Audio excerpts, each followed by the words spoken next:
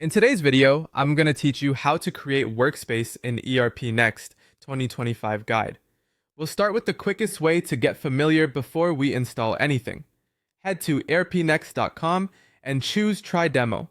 Use the demo credentials provided on the page to log in, then explore the interface, open modules, run a few sample actions, and get a feel for the workflow. Keep in mind the demo resets every day, so it's perfect for learning but not for real business data.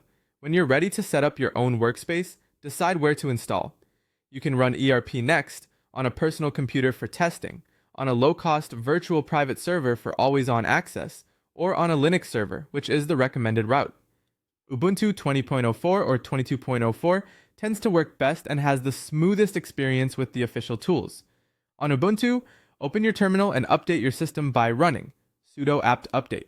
Next, install the essentials with sudo apt install python 3 minimal, python 3 pip, git y. Now install the bench tool, which manages your ERPNext environment using pip e3 install frappy bench. Create your environment with bench init ERPNext, then move into the new folder with cd ERPNext. Set up a site by running bench new site, your site, local. Add the ERPNext application with bench get app ERPNext, then install it on your site using bench bash site your site.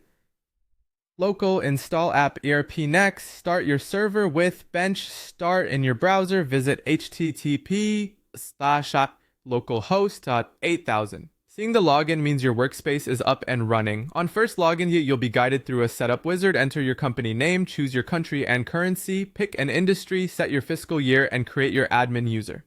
ERPNext will auto-configure defaults based on these choices, which saves time and ensures consistent settings across modules. With the setup complete, you can immediately work with the core modules. Explore accounting to manage ledgers and invoices, inventory for items and stock levels, CRM for leads and opportunities, sales and purchase for quotes, orders and bills, HR for employees, and payroll and projects for tasks and timelines. There's no license fee and no user limit, making it great for teams of any size. If you want to access your workspace from anywhere, set up a domain, put ERPNext behind Nginx as a reverse proxy, and enable SSL with Let's Encrypt for secure HTTPS. Hosting on a low-cost VPS is a practical option if you want reliable, always available access. That's it.